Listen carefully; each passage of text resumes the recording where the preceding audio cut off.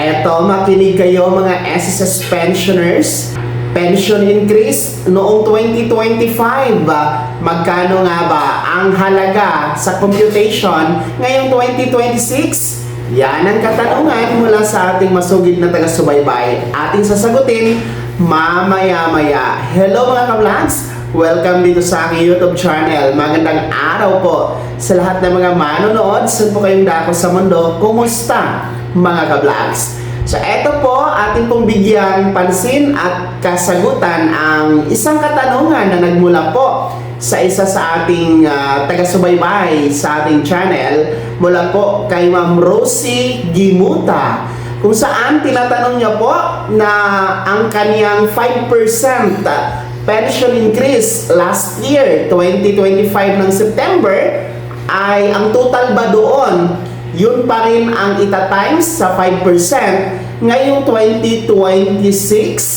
Well, maraming salamat po sa katanungan, Ma'am Rosie Gimuta. Well, I assume na ikaw po ay isang death or survivor pensioners kasi po, ang ating pong pension reform program na increase last September 2025 ay by bracket po siya mga vlogs, by percentage. Yung ating kasi mga retiree and total disability pensioners ay 10% pension increase. So ang ating pong death or survivor pensioners, 5% pension increase po. So I assume na nasa death or survivor pensioners po kayo, Ma'am Rosie Gimuta. Well anyway, kung makikita niyo po sa inyong draft, no, mula po yan sa SSS, mga vlogs, andyan po yung ating mga monthly pension na tinatanggap kay SSS, no, mula po sa pinakamababa, which is 2,200 pesos, hanggang sa pinakamataas na nasa 20,000 pataas mga vlogs, okay? So, yan po ang sample computation table na nagmula po kay SSS. Kaso lang, dyan sa computation table na yan mga vlogs ay ang computation dyan ay nakabase po sa 10% para po sa ating mga retirement or retiring and total disability pensioners.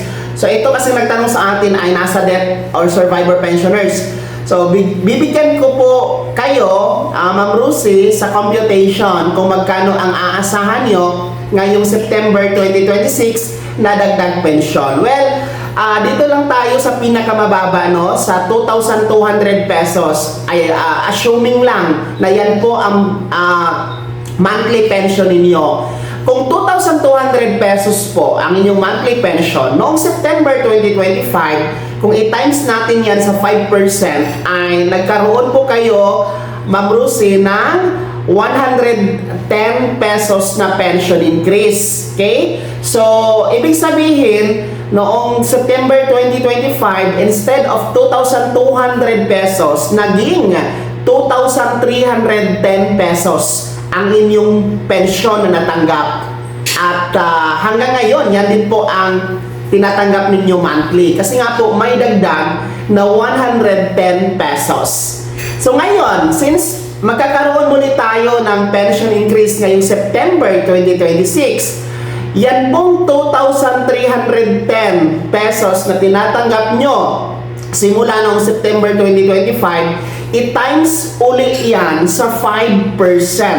Okay? So, 2,310 times 5%, that will be 115.5 pesos. So, ibig sabihin, no, meron kayong dagdag na 115.5 pesos. So, mula sa 2,310, magiging 2,425.5 ang inyong matatanggap simula September 2026 hanggang September 2027. So, meron kayong dagdag na 115.5 pesos.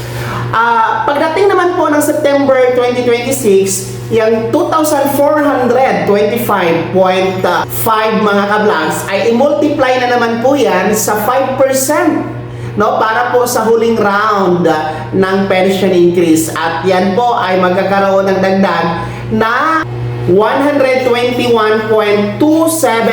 pesos. So, sa kabuuan, Ma'am Rosie, no? At sa mga ka-vlogs natin, pagdating po ng September 2027 ay meron pong or aabot po sa 2,546.2 ang pensyon ng mga tumatanggap ng 2,200 pesos noon. Okay? So, yun po, no? Kung inyong mapapansin, kung malaki ang inyong pensyon, lalaki din po, mas malaki din po ang inyong matatanggap, mga ka-vlogs. So, by percentage kasi tayo, no? Depende talaga sa monthly pension ninyo. Ita times 10 kung kayo ay retiree and ita times 5% kung kayo ay survivor. So, ganun po yon. Sana naging malinaw po, Ma'am Rosie Gimuta, sa inyong katanungan. Ang atin pong kasagutan sa inyo pong inquiry, no? Sana malinaw po yan.